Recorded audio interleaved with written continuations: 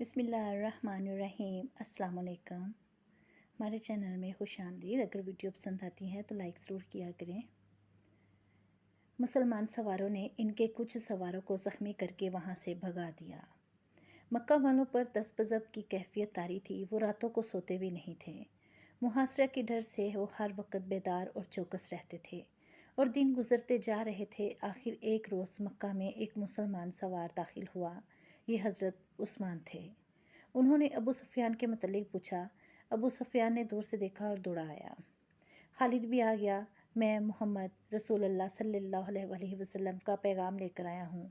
हज़रत उस्मान ने कहा, हम लड़ने नहीं आए, हम उम्रा करने आए हैं। उम्रा करके चले जाएंगे, अगर हम इजाज़त ना दें तो। अबू सुफियान ने पूछा, हम मक्का वालों का नहीं, खुदा का हुक्म मानने वाले हैं। हज़रत उस्मान ने जवाब दिया, हम अपनी और अपनी इबादत गाह के दरमियान किसी को हायल नहीं होने दिया करते। अगर मक्का के मकान हमारे लिए रुकावट बनेंगे तो खुदा की कसम मक्का मलबे और खंडरों की बस्ती बन जाएगी। अगर यहाँ के लोग हमें रोकेंगे तो मक्का की गलियों में खून बहेगा। अबू सुफियान, हम अमन का पैगाम लेकर आए हैं और यहाँ के लोगों से अमन का तोहफा लेकर जाएंगे। खालिद को वो लम्हे याद थे जब ये मुसलमान सवार पर वकार लहजे में धमकी दे रहा था। खालिद का खून खोल उठना चाहिए था, लेकिन इसे ये आदमी बड़ा अच्छा लगा था। अबू सुफियान ने उस्मान को उम्रे की पेशकश भी की थी, लेकिन उन्होंने अपने नबी सल्लल्लाहु अलैहि वसल्लम के बगैर अकेले उम्रा करने से साफ इनकार कर दिया था। इधर मुज़ाकरात में जब ज़्यादा वक्त गुजरा तो हवा के दोष पर यह अफवाह हदीबिया पहुंच गई कि उस्मान को कत्ल कर दिया गया है, जिसके जवाब में रसूल करीम सल्लल्लाहु अलैहि वसल्लम ने कत्ल उस्मान के इंतकाम के लिए अपने 1400 जानसारों से बैत ली थी। इसी बैत को तारीख़ में बैत रज़वान का नाम से याद किया जाता है और इसी बैत की वजह से अबू सुफियान समझौते पर राज़ी हुआ था। फिर एक और सुलहनामा तहरीर हुआ था, इसे सुलह हदीबिया का नाम दिया गया। मुसलमानों की तरफ से इस पर रसूल अकरम सल्लल्लाहु अलैहि वसल्लम ने और कुरैश की तरफ से सुहेल बिन उम्र ने दस्तखत किए थे। इस सुलहनामे में तय पाया था कि मुसलमान और अहले कुरैश 10 साल तक नहीं लड़ेंगे और मुसलमान आइंदा साल उम्रा करने आएंगे और मक्का में 3 दिन ठहर सकेंगे। रसूल करीम सल्लल्लाहु अलैहि वसल्लम कुरैश में से थे। खालिद आप सल्लल्लाहु अलैहि वसल्लम को बहुत अच्छी तरह से जानता था, लेकिन अब इसने आप सल्लल्लाहु अलैहि वसल्लम को देखा तो इसने महसूस किया कि ये कोई और मोहम्मद सल्लल्लाहु अलैहि वसल्लम है। वो ऐसा मुतासिर हुआ कि इसके जहन से उतर गया कि ये वही मोहम्मद है जिसे वो अपने हाथों कत्ल करने के मंसूबे बनाता रहता था। खालिद नबी करीम सल्लल्लाहु अलैहि वसल्लम को एक सालार की हैसियत से ज़्यादा देख रहा था। वो आप सल्लल्लाहु अलैहि वसल्लम की अस्करी अहलियत का कायल हो गया था। सुलह हदीबिया तक मुसलमान रसूल करीम सल्लल्लाहु अलैहि वसल्लम की क़यादत में छोटे बड़े 28 मार्के लड़ चुके और फ़तह नुसरत की धाक बिठा चुके थे। मुसलमान उम्रा करके चले गए। 2 महीने गुजर गए। इन 2 महीनों में खालिद पर खामोशी तारी रही थी, लेकिन इस खामोशी में एक तूफ़ान आवर एक इनकलाब परवरिश पा रहा था। खालिद ने मज़हब में कभी भी दिलचस्पी नहीं ली थी। इसे न कभी अपने बुतों का ख्याल आया था, न कभी इसने रसूल करीम सल्लल्लाहु अलैहि वसल्लम की रसालत को समझने की कोशिश की थी। मगर अब अज़ खुद इसका ध्यान मज़हब की तरफ चला गया और वो इस सोच में खो गया कि मज़हब कौन सा सच्चा है और इंसान की ज़िंदगी में मज़हब की अहमियत और ज़रूरत क्या है। अकरमा, एक रोज़ खालिद ने अपने साथी सालार अकरमा से, जो इसका भतीजा खालिद ने अपने साथी सालार अकरमा से, जो इसका भतीजा भी था, कहा, मैंने फ़ैसला कर लिया है, मैं समझ गया हूँ। क्या समझ गए हो खालिद? अकरमा ने पूछा। मोहम्मद जादूगर नहीं, खालिद ने कहा, और मोहम्मद शायर भी नहीं। मैंने मोहम्मद सल्लल्लाहु अलैहि वसल्लम को अपने दुश्मन समझना छोड़ दिया है और मैंने मोहम्मद सल्लल्लाहु अलैहि वसल्लम को खुदा का रसूल तस्लीम कर लिया है। हबल और अज़ा की कसम, तुम मजाक कर रहे हो। अकरमा ने कहा, कोई नहीं मानेगा कि वलीद का बेटा अपना मज़हब छोड़ रहा है। वलीद का बेटा अपना मज़हब छोड़ चुका है, खालिद ने कहा। क्या तुम भूल गए हो कि मोहम्मद हमारे कितने आदमियों को कत्ल करा चुका है? अकरमा ने कहा, तुम इनके मज़हब को कबूल कर रहे हो जिनके खून के हम प्यासे हैं।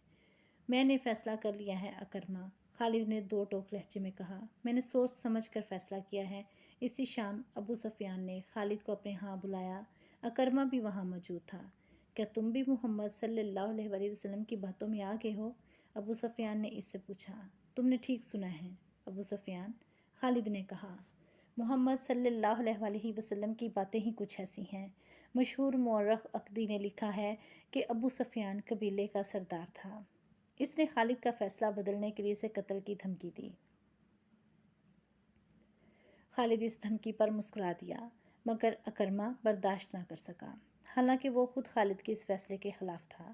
ابو سفیان، اکرمہ نے کہا، میں تمہیں اپنے قبیلے کا سردار مانتا ہوں، لیکن خالد کو جو تم نے دھمکی دی ہے وہ میں برداشت نہیں کر سکتا۔ تم خالد کو اپنا مذہب بدلنے سے نہیں روک سکتے۔ اگر تم خالد کے خلاف کوئی کارروائی کرو گے تو ہو سکتا ہے کہ میں بھی خالد کے ساتھ مدینہ چلا جاؤں۔ اگلے ہی روز مکہ میں ہر کسی کی زبان پر یہ الفاظ تھے، خالد بن ولید محمد صلی اللہ علیہ وسلم کے پاس چلا گیا ہے۔ خالد یادوں کے ریلے میں بہتا مدینہ کو چلا جا رہا تھا۔ اسے اپنا ماضی اس طرح یاد آیا تھا جیسے وہ گھوڑے پر سوار مدینہ کو نہیں بلکہ پیادہ اپنی ماضی میں چلا جا رہا ہو۔ اسے مدینہ کے اونچے مکانوں کی منڈیریں نظر آنے لگی تھیں۔ خالد اسے کسی نے پکارا، لیکن اسے گزرے ہوئے وقت کی آواز سمجھ کر اس نے نظر انداز کر دیا۔ اسے گھوڑوں کی ٹاپ سنائی دی، تب اس نے دیکھا اسے دو گھوڑے اپنی طرف آتے دکھائی دیے۔ وہ رک گیا، گھوڑے اس کے قریب آ کر رک گئے۔ ایک سوار اس کے قبیلے کے مشہور جنگجو عمرو بن العاص تھے اور دوسرے عثمان بن طلحہ۔ دونوں نے ابھی اسلام قبول نہیں کیا تھا۔ کیا تم دونوں مجھے واپس مکہ لے جانے کے لیے آئے ہو؟ خالد نے ان سے پوچھا۔ تم جا کہاں رہے ہو؟ عمرو بن العاص نے پوچھا۔ اور تم دونوں کہاں جا رہے ہو؟ خالد نے پوچھا۔ خدا کی قسم ہم تمہیں بتائیں گے تو تم خوش نہیں ہوگے۔ عثمان بن طلحہ نے کہا، ہم مدینہ جا رہے ہیں۔ بات پوری کرو عثمان، عمرو بن العاص نے کہا۔ خالد، ہم محمد صلی اللہ علیہ وسلم کا مذہب قبول کرنے جا رہے ہیں۔ ہم نے محمد صلی اللہ علیہ وسلم کو خدا کا سچا نبی مان لیا ہے، پھر ہم ایک ہی منزل کے مسافر ہیں۔ خالد نے کہا، آؤ اکٹھے چلیں۔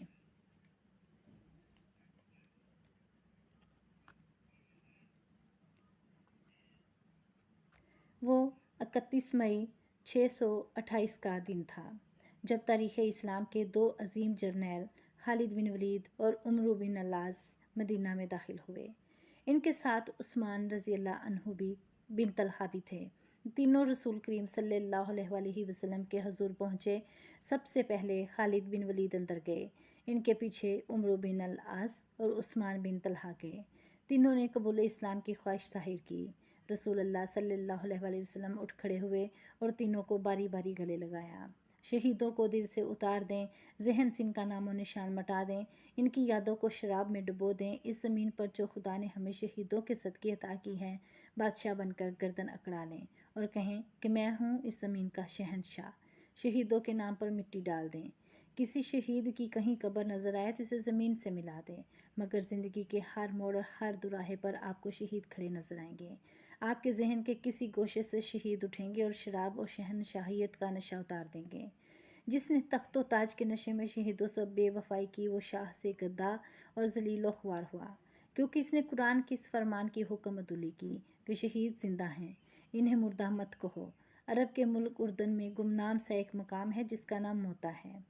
اس کے قریب سے گزر جانے والوں کو بھی شاید پتہ نہ چلتا ہوگا کہ وہاں ایک بستی ہے۔ اس کی حیثیت چھوٹے سے ایک گاؤں سے بڑھ کر اور کچھ بھی نہیں، لیکن شہیدوں نے اردن کے بادشاہ کو اپنی موجودگی کا اور اپنی زندگی کا جو انہیں اللہ تعالیٰ نے عطا کیا احساس دلا دیا ہے۔ وہ جس مارکے میں شہید ہوئے تھے وہ 13.5 صدیاں پہلے اس مقام پر لڑا گیا تھا۔ پھر یہ مقام گزرتے زمانے کی اڑتی ریت میں دبتا چلا گیا۔ کچھ عرصے سے موتا کے رہنے والے ایک عجیب صورتحال سے دوچار ہونے لگے۔ آج بھی وہاں چلے جائیں اور وہاں رہنے والوں سے پوچھیں تو وہ بتائیں گے کہ ان میں سے کوئی نہ کوئی آدمی رات کو خواب میں دیکھتا ہے کہ 13.5 صدیاں پہلے کے مجاہدین اسلام چل پھر رہے ہیں۔ کفار کا ایک لشکر آتا ہے اور مجاہدین اس کے مقابلے میں جم جاتے ہیں۔ ان کی تعداد تھوڑی ہے اور لشکر کفار مانند سیلاب ہیں۔ مارکا بڑا خون ریز ہے۔ یہ خواب ایک دو آدمیوں نے نہیں، وہاں کے بہت سے آدمیوں نے دیکھا ہے، اور کسی نہ کسی کو یہ خواب ابھی تک نظر آتا ہے۔ یہ لوگ پڑھے لکھے نہیں، انہیں معلوم نہیں تھا کہ 13.5 صدیاں پہلے یہاں حق و باطل کا مارکا لڑا گیا تھا، مگر ان کے خوابوں میں شہید آنے لگے۔ یہ خبر اردن کے ایوانوں تک پہنچی، تب یاد آیا کہ یہ وہ موتا ہے جہاں مسلمانوں اور عیسائیوں کی ایک لڑائی ہوئی تھی۔ یہ عیسائی عرب کے باشندے تھے۔ شہیدوں نے اپنے زندہ ہونے کا ایسا احساس دلایا کہ اردن کی حکومت نے جنگ موتا اور اس جنگ کے شہیدوں کی یادگار کے طور پر ایک نہایت خوبصورت مسجد تعمیر کرنے کا احکام جاری کر دیے۔ مسجد کی تعمیر 1828 میں شروع ہوئی تھی۔ اس جنگ میں 3 سپہ سالار زید بن حارثہ، جعفر بن ابی طالب اور عبداللہ بن رواحہ یکے بعد دیگرے شہید ہو گئے تھے۔ ان تینوں کی قبریں موتا سے تقریباً 2 میل دور ہیں جو ابھی تک محفوظ ہیں۔ مدینہ میں آ کر خالد بن ولید نے اسلام قبول کیا تو ان کی ذات میں عظیم انقلاب آ گیا۔ 3 مہینے گزر گئے تھے۔ خالد زیادہ تر وقت رسول اکرم صلی اللہ علیہ وسلم کے حضور بیٹھے فیض حاصل کرتے رہتے، مگر انہیں ابھی عسکری جوہر دکھانے کا موقع نہیں ملا تھا۔ وہ فن حرب و ضرب کے ماہر جنگجو تھے۔ ان کا حسب و نسب بھی عام عربوں سے اونچا تھا، لیکن انہوں نے ایسا دعویٰ نہ کیا کہ انہیں سالار کا رتبہ ملنا چاہیے۔ انہوں نے اپنے آپ کو سپاہی سمجھا اور اسی حیثیت میں خوش رہے۔ آج کے شام اور اردن کے علاقے میں اس زمانے میں قبیلہ غسان آباد تھا، جو اس علاقے میں دور تک پھیلا ہوا تھا۔ یہ قبیلہ طاقت کے لحاظ سے زبردست مانا جاتا تھا، کیونکہ جنگجو ہونے کے علاوہ اس کی تعداد بہت زیادہ تھی۔ اس قبیلے میں عیسائی بھی شامل تھے۔ اس وقت روم کا شہنشاہ ہرقل تھا، جس کی جنگ پسندی اور جنگ کی دہشت دور دور تک پہنچی ہوئی تھی۔ اسلام تیزی سے پھل پھول رہا تھا۔ قبیلہ قریش کے 1000 بہا لوگ اسلام قبول کر چکے تھے۔ ان کے مانے منجھے ہوئے سردار اور سالار بھی مدینہ جا کر رسول اکرم صلی اللہ علیہ وسلم کے دستے مبارک پر بیعت کر چکے تھے اور مسلمان ایک جنگی طاقت بنتے جا رہے تھے۔ کئی ایک چھوٹے چھوٹے قبائل حلقہ بگوش اسلام ہو گئے تھے۔ مدینہ اطلاعیں پہنچ رہی تھیں کہ قبیلہ غسان مسلمانوں کی بڑھتی ہوئی طاقت اور اسلام کی مقبولیت کو روکنے کے لیے مسلمانوں کو للکارنا چاہتا ہے اور جنگی تیاریوں میں مصروف ہے۔ یہ بھی سنا گیا کہ غسان کا سردار اعلیٰ روم کے بادشاہ ہرقل کے ساتھ دوستی کر کے اس کی جنگی طاقت بھی مسلمانوں کے خلاف استعمال کرنے کی کوشش کر رہا ہے۔ رسول کریم صلی اللہ علیہ وسلم نے اپنا ایک ایلچی، اس کے نام تاریخ میں محفوظ نہیں، غسان کے ایک سردار اعلیٰ کے ہاں اس پیغام کے ساتھ بھیجا کہ اللہ کے سوا کوئی معبود نہیں اور وہ واحد اللہ شریک ہیں، اور اسلام ایک ایسا مذہب ہے اور ایک ایسا دین ہے، باقی تمام عقیدے جو مختلف مذاہب کی صورت اختیار کر گئے ہیں توہمات ہیں اور یہ انسانوں کے بنائے ہوئے ہیں۔ رسول کریم صلی اللہ علیہ وسلم نے غسان کے سردار اعلیٰ کو قبول اسلام کی دعوت دی۔ نبی کریم نے یہ پیغام اس خیال سے بھیجا تھا کہ بیشتر اس کے کہ قبیلہ غسان روم کے شہنشاہ ہرقل کی جنگی قوت سے مرعوب ہو کر عیسائیت کی آغوش میں چلا جائے۔ یہ قبیلہ اسلام قبول کر لے اور اسے اپنا اتحادی بنا کر ہرقل سے بچایا جائے۔ خدا کی قسم، اس سے بہتر فیصلہ اور کوئی نہیں ہو سکتا۔ خالد نے ایک محفل میں کہا، ہرقل نے فوج کشی کی تو سمجھو کہ باطل کا یہ طوفان آ گیا ہو جو سب کو اڑا کے لے جائے گا۔ غسان کی خیریت اس میں ہے کہ رسول اللہ صلی اللہ علیہ وسلم کی دعوت قبول کر لیں۔ کسی اور نے کہا، نہیں کرے گا تو ہمیشہ کے لیے ہرقل کا غلام ہو جائے گا۔ ایک اور نے کہا، اس وقت ہرقل قبیلہ غسان میں داخل ہو چکا تھا۔ اس کے ساتھ جو فوج تھی اس کی تعداد 1,00,000 تھی۔ غسان کے سردار اعلیٰ کو اطلاع مل چکی تھی، مگر وہ پریشان نہیں تھا۔ وہ ہرقل کے ساتھ دوستی کا ہاتھ بڑھانے کا فیصلہ کر چکا تھا۔ نبی کریم صلی اللہ علیہ وسلم کے ایلچی بصرہ کو جا رہا تھا۔ غسان کا دارالحکومت بصرہ تھا۔ ایلچی کے ساتھ ایک اونٹ پر لدے ہوئے زادے راہ کے علاوہ 3 محافظ بھی تھے۔ بڑی لمبی مسافت کے بعد ایلچی موتا پہنچا اور اس نے ذرا سستانے کے لیے اپنا مختصر سا قافلہ روک لیا۔ قریب ہی قبیلہ غسان کی ایک بستی تھی۔ اس کے سردار کو اطلاع ملی کہ 4 اجنبی بستی کے قریب پڑاؤ کیے ہوئے ہیں۔ سردار نے، جس کا نام شرجیل بن عمرو تھا، مدینہ کے ایلچی کو اپنے ہاں بلایا اور پوچھا کہ وہ کون ہے اور کہاں جا رہا ہے۔ میں مدینہ کا ایلچی ہوں اور بصرہ کو جا رہا ہوں، ایلچی نے جواب دیا۔ میں رسول خدا کا پیغام تمہارے سردار اعلیٰ کے لیے لے جا رہا ہوں۔ کیا تم قبیلہ قریش کے محمد صلی اللہ علیہ وسلم کی بات کر رہے ہو؟ شرجیل بن عمرو نے طنزیہ لہجے میں پوچھا۔ پیغام کیا ہے؟ پیغام یہ ہے کہ اسلام قبول کر لو، ایلچی نے کہا، اور باطل کے عقیدے ترک کر دو۔ کیا تم یہ سمجھتے ہو کہ میں اپنے سردار اعلیٰ کی اور اپنے مذہب کی توہین برداشت کر لوں گا؟ شرجیل بن عمرو نے کہا، اگر تم زندہ رہنا چاہتے ہو تو یہیں سے واپس مدینہ چلے جاؤ۔ میں بصرہ کے رستے سے ہٹ نہیں سکتا، ایلچی نے کہا۔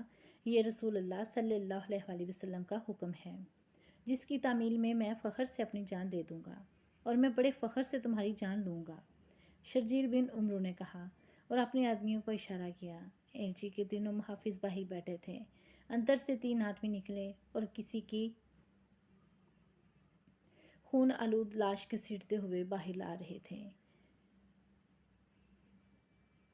محافظوں نے دیکھا کہ لاش کی گردن کٹی ہوئی تھی۔ انہوں نے پہچان لیا یہ ان کے ایلچی کی لاش تھی۔ شرجیل بن عمرو باہر آیا۔ تم اس کے ساتھی تھے؟ شرجیل نے محافظوں سے کہا۔ مجھے یقین ہے کہ اس کے بغیر تم بصرہ نہیں جاؤ گے۔ نہیں، ایک محافظ نے جواب دیا، پیغام اس کے پاس تھا، جاؤ مدینہ کو لوٹ جاؤ۔ شرجیل نے کہا، اور محمد سے کہنا کہ ہم اپنے قبیلے اور اپنے عقیدے کی توہین برداشت نہیں کیا کرتے۔ اگر یہ شخص بصرہ پہنچ جاتا تو وہاں قتل ہو جاتا۔ خدا کی قسم، ایک محافظ نے کہا، ہم اپنے مہمان کے ساتھ یہ سلوک نہیں کیا کرتے۔ میں تمہیں مہمان سمجھ کر تمہاری جان بخشی کر رہا ہوں، شرجیل نے کہا، اور مجھے یہ نہ کہنا کہ میں تمہیں اس کی لاش دے دوں۔ مدینہ کی تمام تر آبادی کو معلوم ہو چکا تھا کہ رسول اللہ صلی اللہ علیہ وآلہ وسلم کا ایلچی دعوت اسلام لے کر بصرہ گیا ہوا ہے۔ سب ایلچی کی واپسی کے منتظر تھے، لیکن تینوں محافظ ایلچی کے بغیر واپس آئے۔ ان کے چہروں پر گرد کی تہ اور تھکن کے آثار بھی نہیں تھے، غم و غصے کے تاثرات بھی تھے۔ وہ مدینہ داخل ہوئے تو لوگ ہجوم کر کے آ گئے، خدا کی قسم ہم انتقام لیں گے۔ محافظ بازو لہرا لہرا کر کہتے جا رہے تھے، موتا کہ شرجیل بن عمرو کا قتل ہم پر فرض ہو گیا ہے۔ جب یہ خبر رسول اللہ صلی اللہ علیہ وآلہ وسلم کو ملی تو باہر مدینہ کی آبادی اکٹھی ہو گئی تھی۔ عربوں کے رواج کے مطابق قتل کی سزا قتل تھی۔ باہر لوگ انتقام انتقام کے نعرے لگا رہے تھے۔ اس دور میں بھی آج کل کی طرح ایک دوسرے کے ایلچیوں کو، جن کی حیثیت سفیروں جیسی ہوتی تھی، دشمن بھی تحفظ دیتا تھا۔ کسی کے ایلچی کو قتل کر دینے کا مطلب اعلان جنگ سمجھا جاتا تھا۔ اہل مدینہ رسول کریم صلی اللہ علیہ وآلہ وسلم نے باہر آ کر مدینہ والوں کے بکھرے ہوئے ہجوم سے فرمایا، میں نے انہیں لڑائی کے لیے نہیں للکارا تھا۔ ویڈیو بھی جاری ہے، باقی لے کر کل حاضر ہوں گی۔ اگر آپ کو پسند آتی ہے تو لائک کریں اور چینل کو بھی سبسکرائب کریں۔ جزاک اللہ۔